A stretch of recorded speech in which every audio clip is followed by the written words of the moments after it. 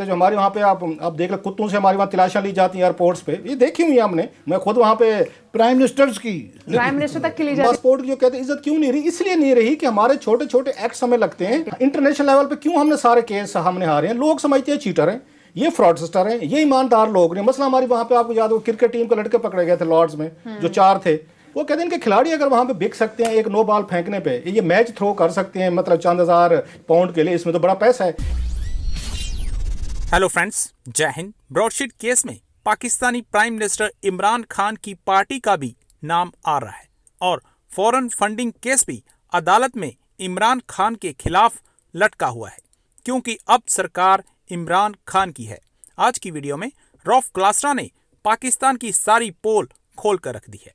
उन्होंने बताया है कि ब्रॉडशीट केस हम इसलिए हारे क्योंकि हम चीटर हैं, हम धोखेबाज हैं। बाहर की अदालतें हम पर बिल्कुल भी विश्वास नहीं करती क्योंकि हमने इतने फ्रॉड किए हैं जो गिनाए नहीं जा सकते। रौफ क्लासरा ने पाकिस्तानी क्रिकेटर्स की हकीकत भी बयान की है और बताया है कि हमारे पासपोर्ट की वैल्यू बाहर के देशों में 0 है।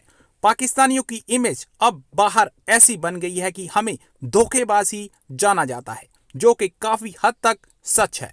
रौफ क्लासरा ने सारी सच्चाई खोल कर रख दी है और आज की वीडियो में मारिया जादून और रौफ क्लासरा ने और क्या कहा, तो चलिए दोस्तों आज की वीडियो की तरफ चलते हैं। साहब, क्या पीटीआई भी इस केस में फंसने वाली है? इन्होंने फरूक आदम की बात की, जो प्रोसिक्यूटर जनरल, अभी नैब के हमको आपको 3-4 नाम दिखाएंगे। इट्स ए शेम, ये कलेक्टिव शेम है कि हमारा कोई करैक्टर नहीं है, डिग्निटी नहीं है, रिस्पेक्ट नहीं, इसलिए दुनिया भर में हमारे खिलाफ फैसले आते हैं कि दुनिया हमारी इज्जत नहीं करती। इंटरनेशनल लेवल पे क्यों हमने सारे केस हमने हारे हैं। लोग समझते हैं चीटर हैं, ये फ्रॉडस्टर हैं, ये ईमानदार लोग नहीं। मसला हमारी वहाँ पे आपको याद हो क्रिकेट टीम के लड़के पकड़े गए थे लॉर्ड्स में, जो 4 थे। अच्छा, पाकिस्तानी उस पर डट गए, देखे जी साजिश हो रही है, बला बला। इसके इम्पैक्ट इम्प्लीकेशंस क्या होती है, ट्रिकल डाउन होती है कि लोगों के जहनों में, अदालतों में भी बैठ जाता है ये कौम जो है ना, इनके खिलाड़ी भी चीटर हैं, फ्रॉडस्टर हैं, ये भी चीटर होंगे। लिहाजा जो भी हमारा आर्गुमेंट जाता है, हम कितने भी सच्चे क्यों ना हो, वहाँ पे अदालतें उठा के बैर मानते हैं। रीजन वो कहते हैं इनके खिलाड़ी अगर वहाँ पे बिक सकते हैं एक नो बॉल फेंकने पे, ये मैच थ्रो कर सकते हैं मतलब चंद हजार पाउंड के लिए, इसमें तो बड़ा पैसा है। ये इंप्रेशन जो हमारे बारे में बन गया है दुनिया में कि ये ऑनेस्ट लोग नहीं है, इनकी ऑनेस्ट डीलिंग नहीं है, ये अपनी फिक्र ही नहीं करते, मारधार करते। जो हमारे वहाँ पे आप देख लो, कुत्तों से हमारी वहाँ तलाशियां ली जाती हैं एयरपोर्ट्स पे, ये देखी हुई है हमने। मैं खुद वहाँ पे प्राइम मिनिस्टर तक की ली जाती है। बाकी तो रीजन हम इन चीज़ों की केयर नहीं करते कि हमारा दुनिया में एहतराम क्यों नहीं हो रहा, पासपोर्ट की जो कहते हैं इज्जत क्यों नहीं रही, इसलिए नहीं रही कि हमारे छोटे छोटे एक्ट्स हमें लगते हैं, वो बड़े हो जाते हैं और उनका इम्पैक्ट वहाँ के मीडिया में भी जाता है, उनका इम्पैक्ट जुडिशरी में भी जाता है, जजेस में भी जाता है, वकीलों में जाता है। ये जो केस हमने ब्रॉडशीट वाला हारा है, एक इतनी सी डिबेट पे हारा है, 4.11, सिर्फ एक नुक्ते पे। मैंने सारे को उसके हंड्रेड्स ऑफ डॉक्यूमेंट्स पढ़े हैं, आमिर साहब ने पढ़े, अभी भी पढ़े हैं। एक नुक्ते पे हारा है सर। और अगेन जज के जहन में ये था ये चीटर कौम है, इनके खिलाड़ी भी बिकते हैं, ये भी बिकते हैं और इनको सजा मिलनी चाहिए।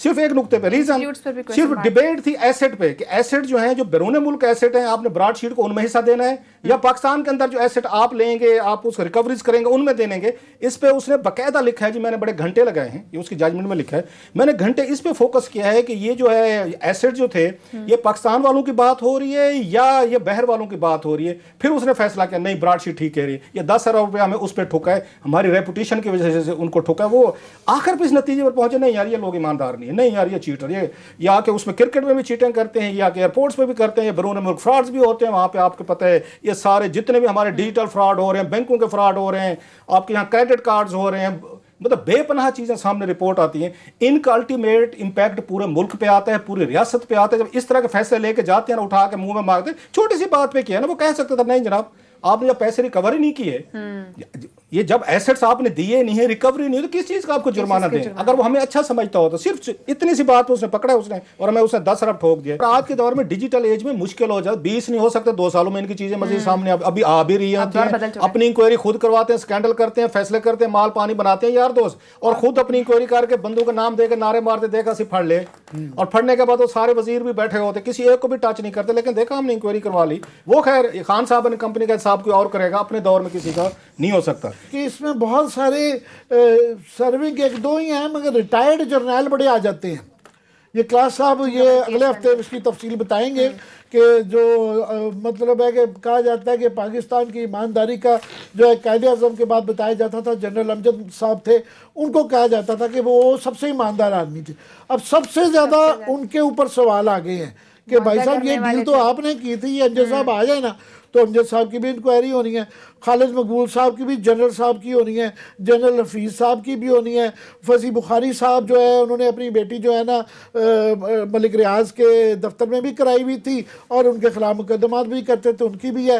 किसी तरीके से मेरी बड़ी ख्वाहिश होगी कमर ज़मान चौधरी साहब भी आप देखिएगा, उनके दौर में भी ये 2016 में ये जाते रहे ना, ये सारी जब डीलिंग वीलिंग हो रही थी, उनका भी रोल निकल आएगा। तो इतने सारे जो वर्दी वाले लोग हैं और रिटायर्ड एंड सर्विंग, तो पीटीआई का ये बड़ा इम्तिहान आ जाएगा कि ये पीटीआई टीओआर जो बनाए हुए हैं इतने बड़े कि वो टीओआर के अंदर कोई इतना ज़्यादा, ये सही कहते हैं क्लास साहब ने कल कि उनसे रिलेटेड नहीं है, अपने से मगर ये गले पड़ जाएगा। एक स्टोरी आपके साथ एक हम शेयर करते जाएं, ब्रेक करते जाएं कि शेख अजमत सईद साहब को जो अपॉइंट किया गया है सुप्रीम कोर्ट के जज साहब जो हैं, उनको ये कमेटी का ब्रॉड शीट की कमेटी को उसके इंक्वायरी को हेड करेंगे, उनके बारे में हम बिल्कुल उस पर अथेंटिक कह सकते हैं कि ये जनाब जब ब्रॉड शीट का यहाँ पे सारी वो हो रही थी, यहाँ पे मुहदे हो रहे थे, ब्रॉड शीट के साथ ऑपरेशन चल रहे थे, ये पहले उस वक्त वहाँ पे ये प्रोसिक्यूटर थे वहाँ पे नैब में। सो जिस दिनों में ब्रॉड शीट का सारे केसेस हैंडल हो रहे थे, सारा कुछ किया जा रहा था, तो शेख अजमत सईद साहब जो हैं सुप्रीम कोर्ट के रिटायर्ड जज जो हैं, ये नैब में बैठे हुए थे, नैब में ही थे वहीं पे, और बाद में इनको प्रोसिक्यूटर मतलब इनको प्रमोशन की गई, इनको डिप्टी प्रोसिक्यूटर बनाया गया। सो हम कहना ये चाहते हैं कि मैं कोई उम्मीद की जाती है बहुत अच्छे जज हैं कि अपने आप से विड्रॉ कर लेंगे, इनका कॉन्फ्लिक्ट ऑफ इंटरेस्ट थोड़ा शेख अजमत साहिब का आ रहा है कि ये उस वक्त ब्रॉड शीट के केस में जनरल मुशर्रफ साहब के दौर में नैब में ये प्रोसिक्यूशन का काम कर रहे थे, उसी वक्त ही ये सारे काम जो है ना लीगल अदरवाइज और लड़ाई झगड़े ये सारे जो है ना या उनके ऑपरेशन जो है ना चल रहे थे। सो ये अब उन पे शेख अजमत सईद साहब पे है कि हम कोई उनकी ईमानदारी पे या किसी चीज़ पे सवाल नहीं उठा रहे। He might be very good जज, हम ये नहीं कह रहे, उनकी अच्छी जजमेंट्स भी हैं, लेकिन बात वही आ रही है आमिर साहब करें कन्फ्लिक्ट ऑफ इंटरेस्ट। इस मुल्क और कौम को ना कन्फ्लिक्ट ऑफ इंटरेस्ट को समझ आनी है ना आई है ना मैंने रिपीट करते रहना है। आप लोग कहें जी लोगों को कोई परवाह नहीं है, ये पीटीआई गवर्नमेंट इस वादे पे आई थी कि ये कॉन्फ्लिक्ट ऑफ इंटरेस्ट का कानून बनाएंगे। दुनिया भर में, अमेरिका यूरोप में आ जाते हैं बिजनेस के लोग, पॉलिटिशियन बन जाते हैं, जाते गवर्नमेंट में आ जाते हैं, मगर वहाँ कवानीन बड़े सख्त हैं कॉन्फ्लिक्ट के।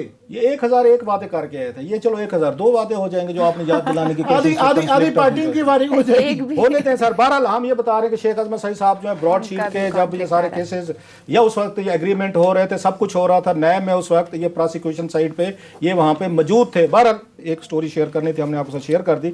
अब आते हैं जरा इस पे कि इमरान खान, पहले ये बताएं जरा कौम को जिनको क्लीन चिट दी है नैब ने, इनके क्लोज किए हैं, जरा इमरान खान साहब के इनके बारे में क्या एक व्यूज थे, वो तकरीरों में क्या कहते थे, और आज इमरान खान साहब किधर हैं, ये खुद पेश क्यों नहीं अदालत में जाके सबूत लेके कि जिनको पंजाब के सबसे बड़े डाकू कह रहा हूँ उसको नैब केस कैसे क्लोज कर सकता है।